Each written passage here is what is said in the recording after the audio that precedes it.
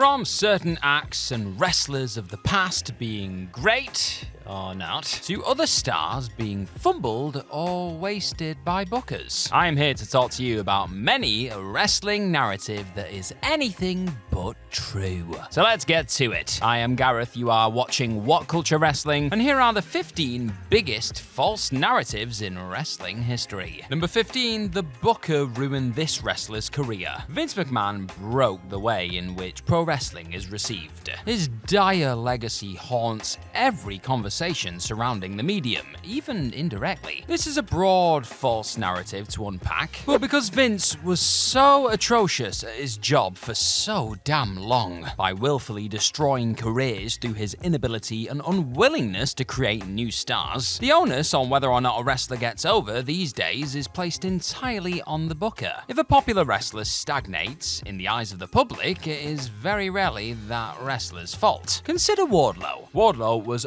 awesome as an explosive emerging force between 2019 and 2022. Wardlow was AEW's Batista in storylines and was almost equally as good at conveying his motivations through understated body language. Now, Tony Khan did kill the credibility of the character by not going with him when CM Punk was forced to vacate the world title in the wake of Double or Nothing 2022, but would it have really gone all that well? Wardlow was more Goldberg in the ring when tasked with the longer form main events demanded by the AEW audience. His big business match with Samoa Joe was eye-opening in 2024. Wardlow's offense looked limp there, and it didn't look like Joe was in much trouble when Wardlow went through the motions of an attack on the outside. That might have worked had Wardlow still possessed something in the way of aura, but the point remains, the booker is not always at fault. Wardlow as TNT champion wasn't particularly great either, and that is fine. There's no shame whatsoever in being a fun mid-card attraction. Some people make a respectable career out of it. Evolving into a true tippy-top main event act is very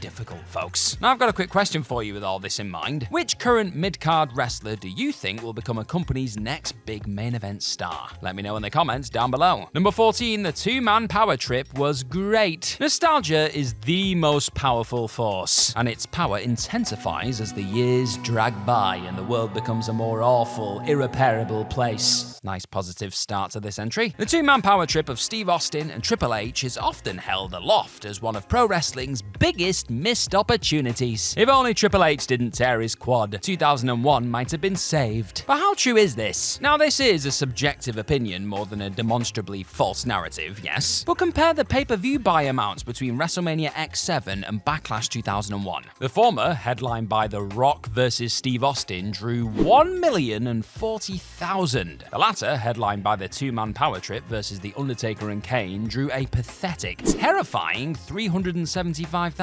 This is the steepest drop-off in the history of WWE on pay-per-view, folks. The legacy of the two-man power trip is artificially elevated by the incredible match against Chris Benoit and Chris Jericho, in which Triple H suffered said quad injury. Otherwise, it was a punishing, heavy-heat bore of a storyline that wasted, to nothing short of a business-killing extent, the appeal of the Stone Cold Steve Austin character. WWE is often appraised by its own fans on its commercial success, so on that basis, the two-man power trip was almost objectively a disaster, right? Number 13, Goldberg should have been so much more. Yes, WCW hastened the demise of the Goldberg character through its staggering incompetence, but the narratives surrounding the man are very much myopic. An idea persists that between them in the late 90s and early 2000s, WCW and WWE totally botched Goldberg, and it's not remotely untrue, but what's lost is that Goldberg wasn't blameless. Goldberg, done dirty, would have been done regardless. Goldberg worked precisely two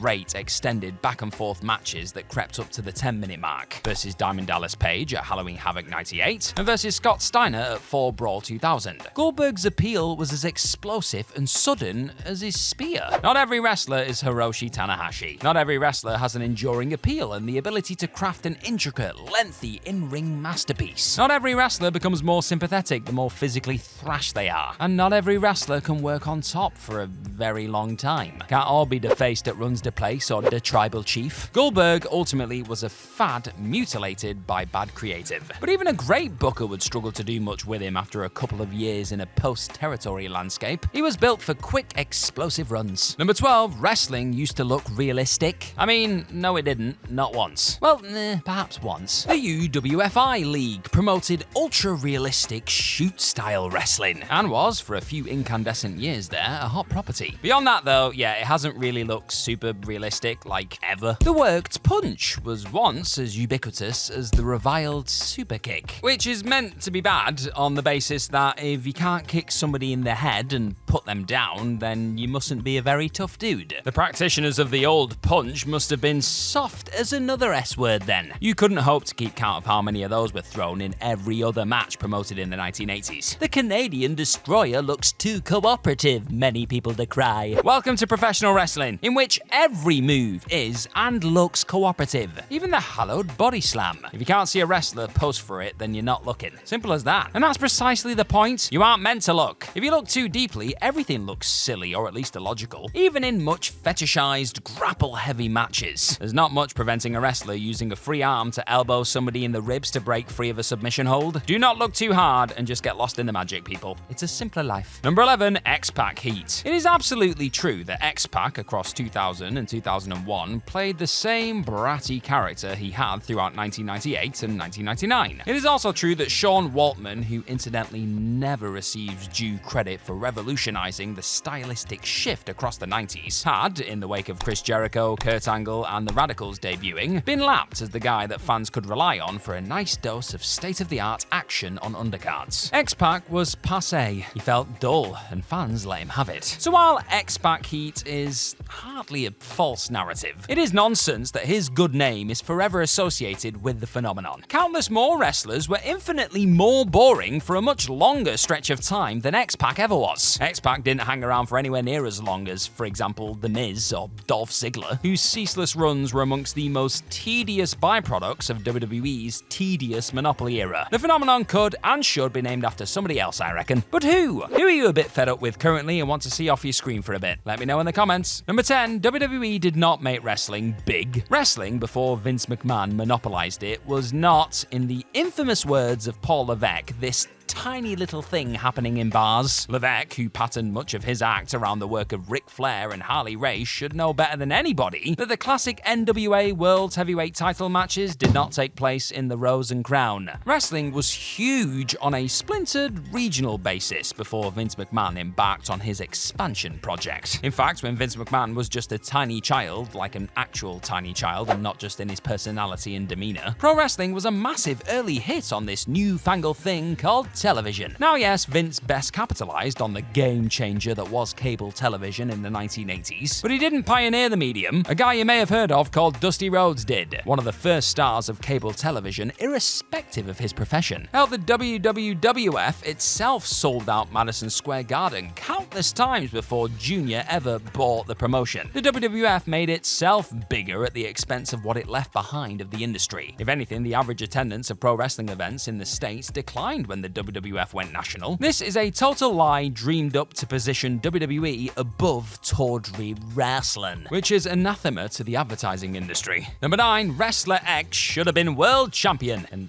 X is not the name of it, you get what I mean. Paul Levesque has grasped one thing above all else, and that one thing happens to be the most important thing. Being a world champion truly matters and should represent the pinnacle of achievement in the business. He has his favorites and might be guilty of breaking his "the belt shouldn't make the man" maxim with Damian Priest last year, but mostly, yeah, he gets it. It is eye-watering how often you'll fire up X and see some kind of engagement bait post asking who was never WWF World Champion but should have been. People like Mr. Perfect, Jake Roberts, Ted DiBiase, or Roddy Piper tend to pop up, but you know who should have been World Champion at that time? Hulk Hogan. He was the top draw. He convinced the most punters to part with their cash and buy a ticket, and that is how the business operated at the time. This is all well and intentioned, of course, but it is still odd how often this sort of conversation occurs. Mad as it may be to read now, there was a weird online initiative after 2010 to give Kane one last run with the belt. What a weird world we live in. Now, conflating favourite wrestlers with champions and insisting they get the belt is one of the nicer false narratives, but it's still just wrong. In general, there's a strange mentality in which being a valuable mid-card asset is a bad thing. AEW is in some ways a victim of this. Everybody should be headlining, apparently, which is less than ideal since they have around 50 incredibly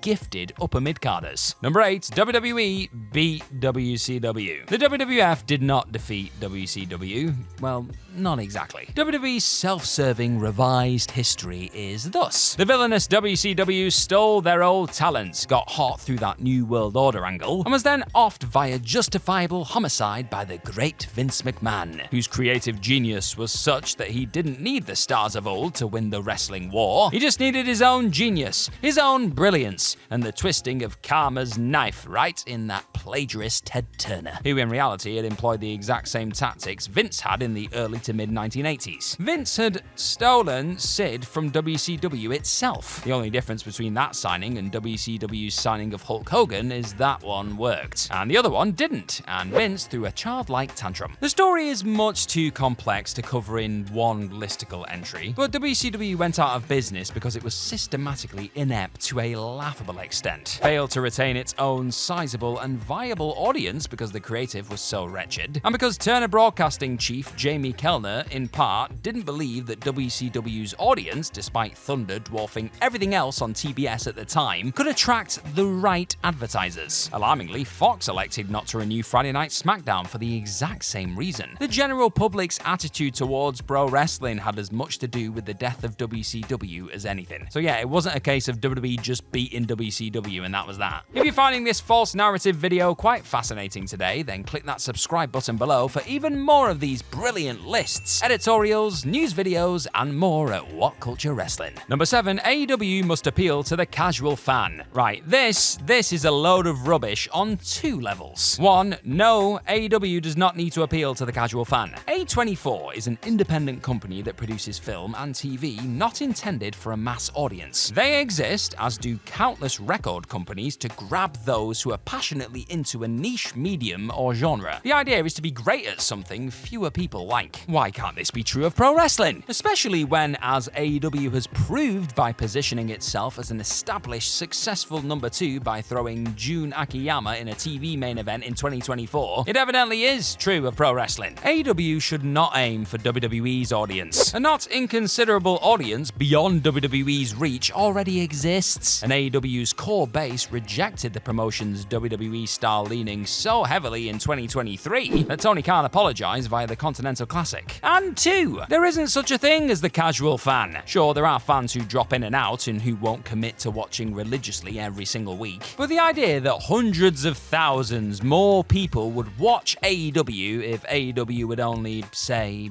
do what Eric Bischoff says is utterly preposterous. AEW has its own audience. The monopoly has broken many a brain in many different ways, sadly, and the way in which industries actually function is just one of them. Number 6, Wrestler X does not know how to sell. There is more than one way to sell, you know. Limb selling is the traditional way of going about it, and as such, if a wrestler shakes off something that may look devastating in that context, it is automatically assumed by some fans to be bad. The delayed style of selling imported from Puro is something that some Western fans struggle with, but it's arguably a more accurate reflection of the modern athlete in legitimate sports. In football, a flying wide forward can get his ankle raked, cutting open a hole in his sock, and continue the match more or less as normal without on-field treatment. A strong blow to a body part doesn't necessarily affect somebody for minutes and minutes on end. That's just wrestling logic. Adrenaline can, and in real sports actually does, drive recovery. What's particularly odd about this take, which resurfaces on a monthly basis at a minimum, is that it only holds true depending on your preferred promotion. Will Ospreay was hit by the doesn't know how to sell tag following his war with Takeshita at AEW Revolution 2024. But a mere 8 days later, in a WWE Raw Gauntlet match, Ricochet and JD McDonough enacted the exact same selling philosophy to zero discourse, no controversy. Tribalism has not merely poisoned the way in which pro wrestling is analysed, it has even poisoned the way in which it is actually watched. People sometimes just don't see things things that are literally happening in front of them. Because it's happening in their favorite company? Yeah, weird. Number 5, Dave Meltzer is biased against WWE. So,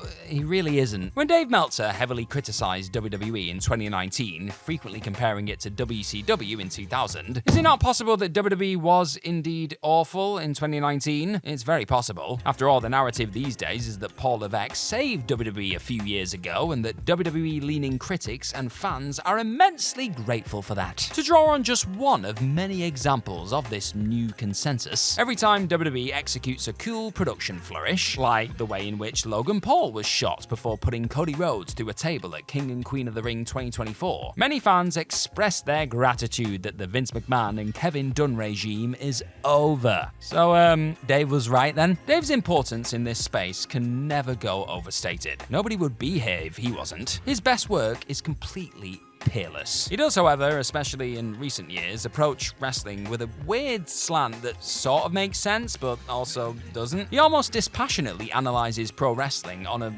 volume-first basis, as if it's not an art form, but rather a fire alarm. Any noise is good, even if that noise is the performative result of what a good match is supposed to look like. He is biased in favor of loud noises and numbers. I mean, for Christ's sake, as NXT ratings improved in 2023, he encouraged his reader base to consider voting Shawn Michaels for Booker of the Year. Michael Hickenbottom is not all elite, people. What on earth? Dave also enjoyed NXT under Levesque more than he did AEW for much of late 2019. He threw stars at the Peak Takeover brand like a giddy child armed with snowballs. And he likely thinks Paul Levesque is a better booker than Tony Khan right now as you watch this. But nope, still biased against WWE apparently. Number 4, Tony Khan needs somebody experienced to help him. Tony Khan promoted All In London 2023, the show that drew the largest paid attendance in pro wrestling history. Tony Khan promoted this event several years deep into his career as a wrestling promoter. He is, thus, an experienced and hugely successful booker. Objectively, this concern trolling might have made sense once, like in December 2019, a few weeks after which Khan took on more responsibility himself as AEW flourished. While anybody could have booked a good, action-heavy show with the talent roster available to him in May 2019, Tony Khan booked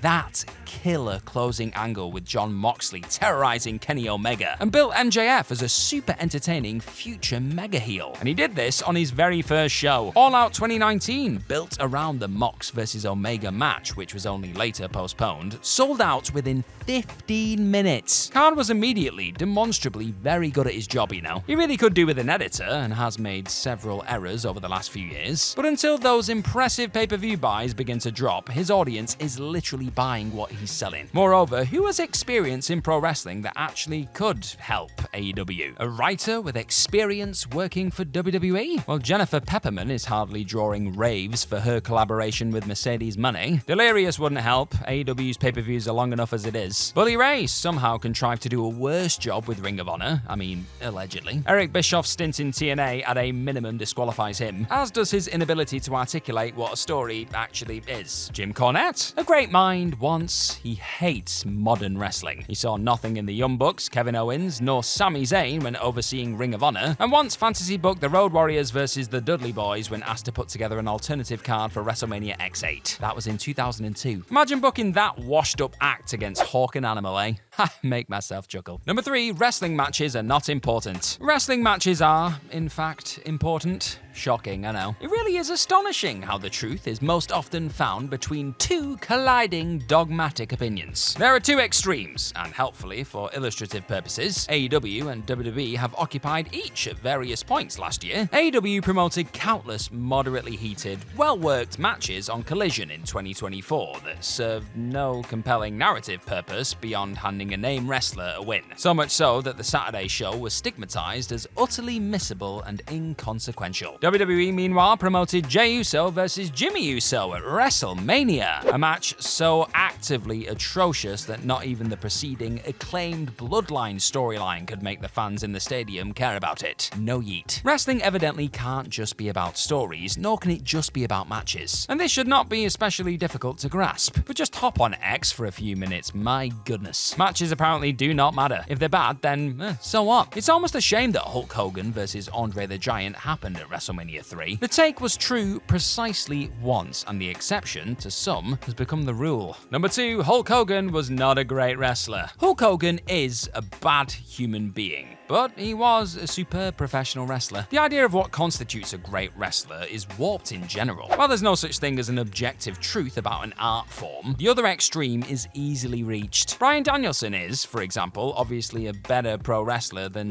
Tom McGee. Dave Meltzer often takes this viewpoint a tad too far, but the only true way of measuring a wrestler's ability on anything approaching an objective level, while still flawed, is in how much noise they generate. Hulk Hogan generated overwhelming noise and emotion. His stuff in the US looked basic and legitimate. He convinced crowds everywhere that he, despite being a physical monster, was in mortal danger in his matches. Many of those matches were against obvious foe of the month style losers, and yet Hogan was still able to conjure overwhelming drama. He was a bit awkward and janky in his movements, and very, very corny with his theatrical approach to crowd psychology, but he was a master at the craft of working the crowd, and obviously was a colossus of a drawing card. Hogan just got it in a way very few other wrestlers did. He was a great wrestler, still a horrible person though, just making that part really clear. Number 1, The Brood was an intimidating, iconic stable. Ahead of and at AEW Double or Nothing 2024, Adam Copeland did that which he had done during his hardly rave-reviewed WWE return. He attempted to present Brood Edge as an alter ego. He soaked Malachi with fake blood in a very corny wrestling angle. If it was meant to be real, then how did